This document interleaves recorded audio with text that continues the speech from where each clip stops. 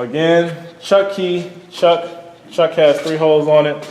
The downward feed handles, table crank handle, and behind it is the column lock handle, and this actually locks.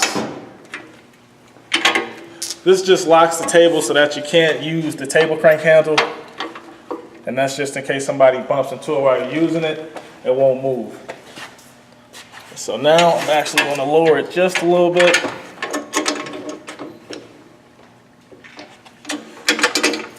I want to use the column lock handle to lock the table out. And then here we use the clamps to secure the material. And that's just so once you start drilling into the material doesn't spin out and injure you. And these right here are clamps. And I just ensure that there is contact between the top of the clamp and the bottom of the clamp. And this little button right here moves the entire bottom of the clamp up and down. Then the squeeze trigger just inches it to make sure that it's firmly secure to the surface you're securing it to and your material. And we use 2 clamps just to make sure that it's really secure.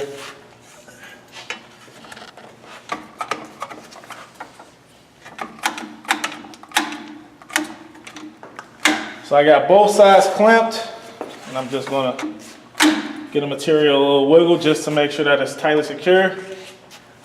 Also gonna check the drill bit just to make that secure, make sure that's secure. I'm gonna hit the start switch.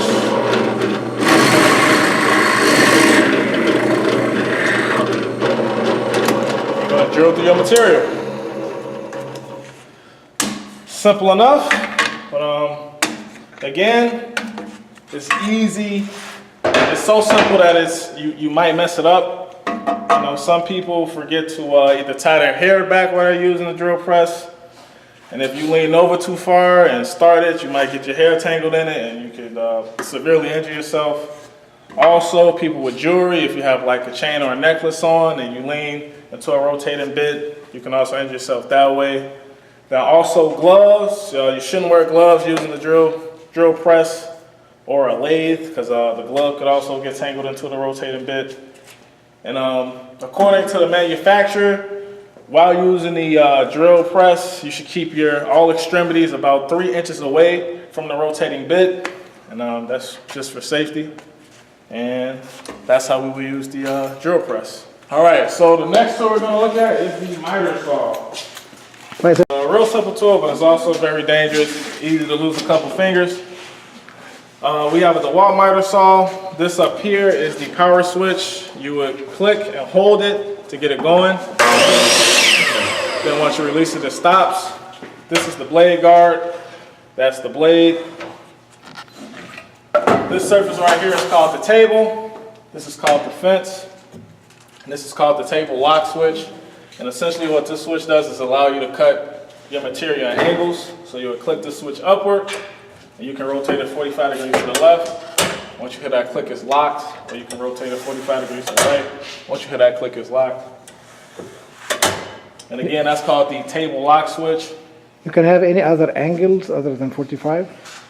Yeah, I mean, they got 15, 20, 30, so 0 to 45 and everything in between. So you can also cut, this is not on a test, but you can also cut angles. You can also adjust the blade and cut other angles. But this guard, you have to remove it by your hand or automatically? No, I'm going to get into that. So while using a miter saw, you always want to power up the blade first before you make the cut. You never want to place the blade onto the material. If you do it, that could possibly cause kickback, so you always want to make sure that the blade is up to full power before you actually make the cut. And while using a miter saw, according to the manufacturer, you want to keep all extremities at least 6 inches away from the blade once you have it powered up. And so now I'm just going to show you guys a simple cut. And, while using a miter saw, we don't use clamps. Clamps can be used using a miter saw, but I mean, according to the manufacturer, as long as you have your material placed firmly against the fence and the table, you don't have to clamp it. You just want to hold one end of your material.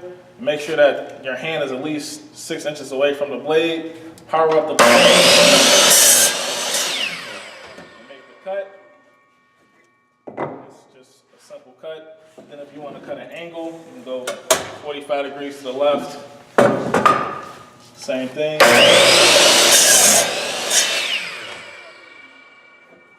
can make an angle cut. Now, when you push the sample from one side and it goes, I mean, it could push a little bit from the other side.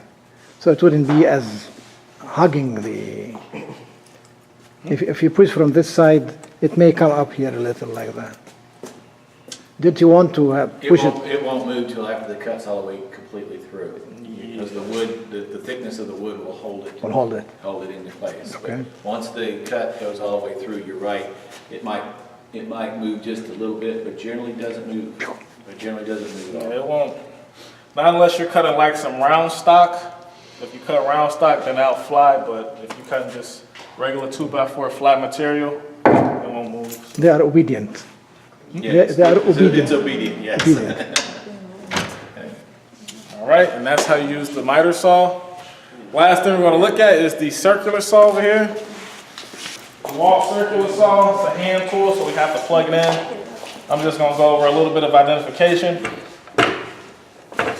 Again, the circular saw is super easy to use, but it's so easy, people sometimes forget about safety and they injure themselves or someone else. Which angle is that?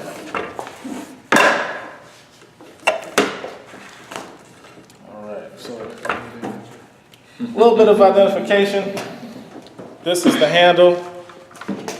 This is the cutting angle adjustment handle, and that's to cut angles. You can move the shoe. This entire bottom piece right here is called the shoe. This is the blade guard handle, and this is the blade guard. And right here is the power switch. And similar to the miter saw, you would press and hold the switch to get the blade going. Once you release it, it stops. So now I'm just making another simple cut using a small piece of material. And we clamp the material down just for safety. I know sometimes in industry, you know, on speedy projects, people don't clamp them down, but in the lab we clamp them down. This is the correct way to do it. A little more.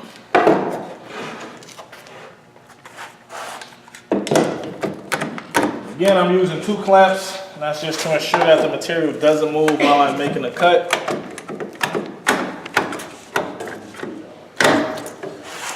I just want to make sure that it's making contact between the material and the surface. Plug it in.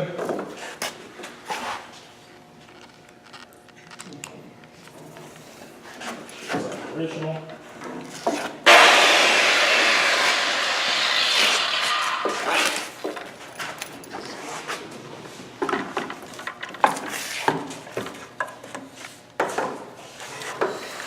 Move the power cord out the way.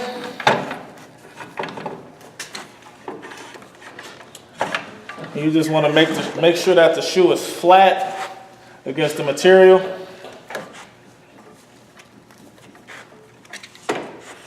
Now I'm going to make the cut.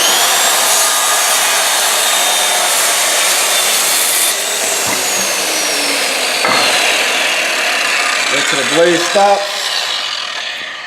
Sit it down. And as you can see, you do not have to move the blade guard back manually. But special cuts and certain projects, people do move the blade guard back manually. It kind of depends on people's preferences. But it is not required to move it back manually. It usually moves back by yourself once you begin to cut. And yeah, that's how you use the circular saw. So, Very good. that concludes the little live demonstration. After you're done, you just want to make sure it's unplugged and you want to properly store it. So that's it.